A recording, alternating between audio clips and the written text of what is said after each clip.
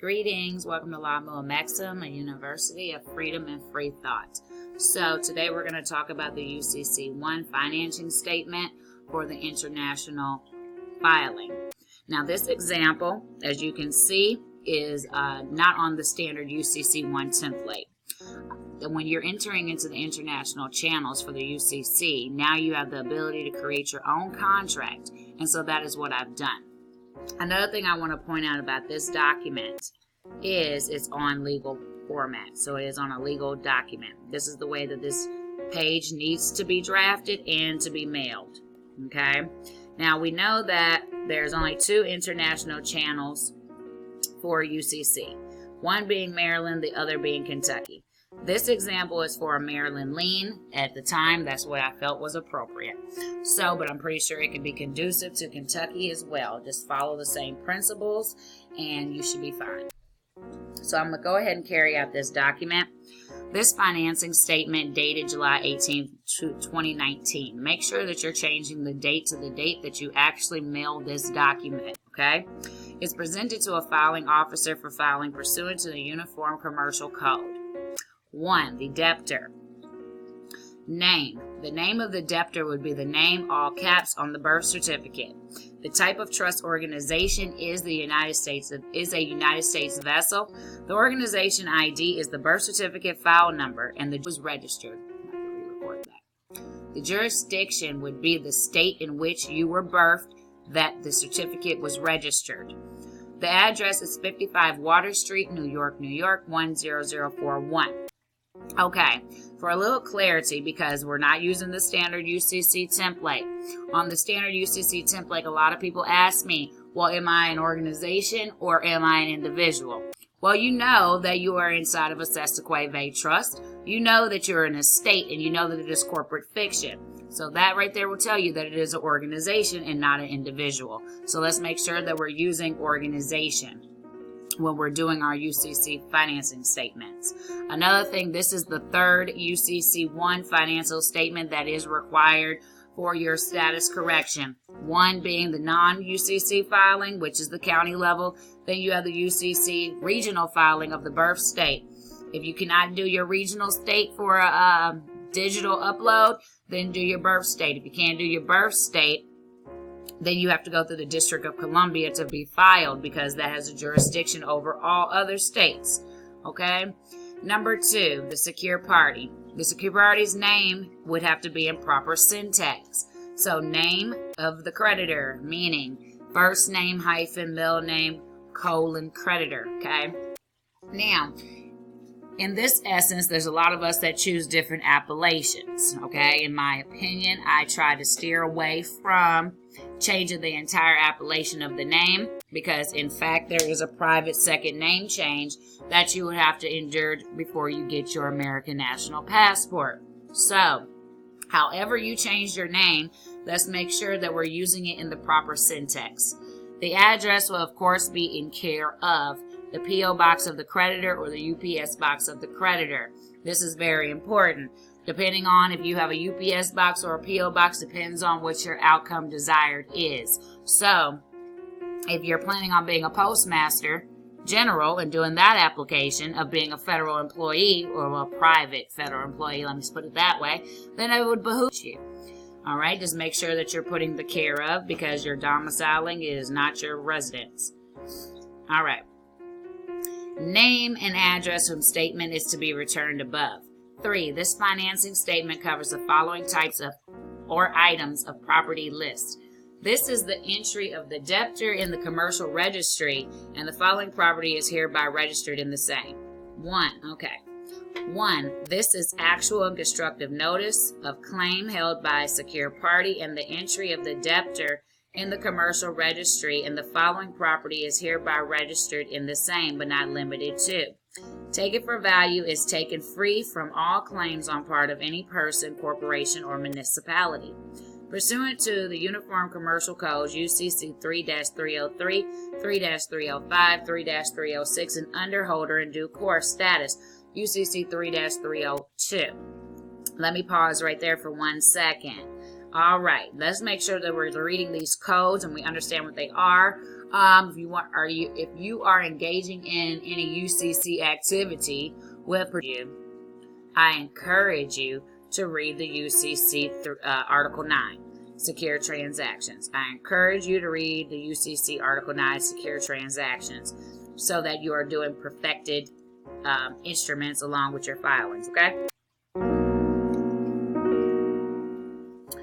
Taken for value and exempt from the levy all commercial and business-related instruments, including on all property, name, proceeds, products, real estate use, and rights under law, property rights, all rights in the futures, negotiable instruments, records, assets, accounts, fixtures, orders of the court released to secure party of debtor, and the filing of this form in the commercial registry of this state, and pursuant to HJR 192 of June 5, 1933, and reserved by UCC 1-104, UCC 10-104. All attachments, document notes, performance contracts, all birth records, certificate bonds, insurances, and indentures, front and back herein and designated of debtors shall expressly include all other debtors herewithal, taken for value and exempt from levy, non-negotiable and private between the parties lien amount, $100 billion in pre-1964 silver coin value. Preferred stock certificate issued as birth certificate for John Allen Doe number. This is where you would put your birth name, right here in this section. You would put your birth name, and you would also put the birth certificate file number right here, okay? Filed by your county Department of Vital Statistics. Now, this is something I want you guys to pay very close attention, because everyone thinks that this particular section is arbitrary, okay? Shelby County Vital Statistics on this birth certificate is vaguely different than Department of Health for this state. So let's make sure that we are putting the proper agency on these documents, and we're just not going with what's already there. Okay, you could come from the Department of Health versus somebody coming from a Vital Statistics. That's very important. Make sure you put your born date right here. And the pledge represented by the same, including the bond issued and sold by the United States Department of the Treasury and Commerce, brought by the Federal Reserve Bank and held in trust at 55 Water Street, New York, 10041 by the Depository Trust Company, and traded on the Circle 750 Stock Exchange for the settlement of all debt, public and private, predicated on the United States and the vessel described above as the debtor, but not limited to the Pignus, Hypotheca, here indebtedness, res, and the energy and all products derived therefrom, including but not limited to the Bailey, all caps name here, or any derivative variation thereof, and all signatures on all contracts, trusts, and agreements predicated on the United States and the vessel described above as the debtor. 2. State identification number. All right, any state licenses that you have. Say you have a Georgia state ID. Put that in the actual account number. All right, the account number is the license number. If you have a license to carry, put that number. If you have a fisher's license, put all of that on here. Okay, that is a contract in commerce with the state. It needs to go on here because it's part of your intellectual property. All right. 3. Social Security Administration Form SSA-3006-99. Document for account number, including but not limited to employer identification number, QSIP, Altruist International tracking numbers. 4. Registered bond number. That's where you put your registered bond number right there. The trust number would be the birth certificate file number, SESQUE social. Security insurance, trust number, social security number. This is where you put your social security number, all social security numbers in your household. That's going to be underneath this estate, and the private offset account number, which is on the back of the social. 5. We're going to put our EIN numbers. If you have any EIN numbers, domestic and private. So if you got 82s, 83s, 47s, 98s, all of them, you put your EIN numbers here. 11. Future proceeds tracking assignment numbers. Now, this is where you would write, you know, if you're going to be creating any checks or negotiable instruments or however you go ahead and you put those there. Okay, 12. Obligation of debtor in favor of secure party is set forth in the express written security agreement. So this is where you would put your security agreements, your hold harmless indemnity agreements, and that is where you would label these, that they are your property, that they do exist, okay?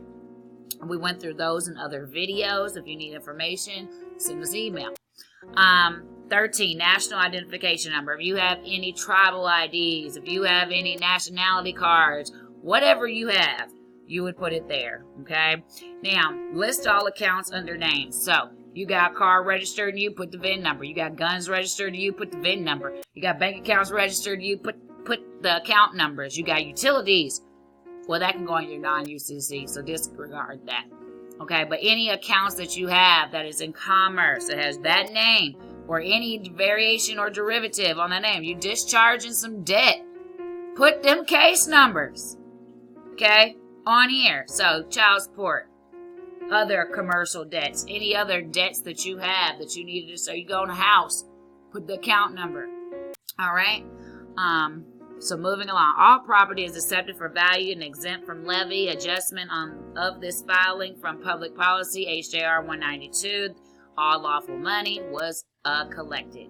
So Public Law 73-10, the Law of Trust, and the Maryland Uniform Commercial Code 10-104. All proceeds, products, accounts, and fixtures and orders herefrom are released to the secure parties, and then you would put your property, parcel, and description, if you so choose, is necessary on that non-UCC. But I put it on mine anyways. Now drop down. The following below do apply. 9. Proceeds of collateral are also covered. B. Products of collateral are also covered. 10. Alternative designation is the Bailey Bailor. The debtor is a transmitting utility. The debtor is a trust acting with respect to the property held in trust. All right. Signature of the debtor right here. It's kind of out of sequence, but we can just move that over into its proper place. All right. Which would be right here. All right. So now we're going to sign for the debtor and we're going to sign for the secured party. Make sure that if you're going with Maryland or if you're going with Kentucky that you call ahead. Ask them what their cost is for the filing. You're going to send this certified mail, and you're also going to send it with the money order for the filing fee inside of it as well.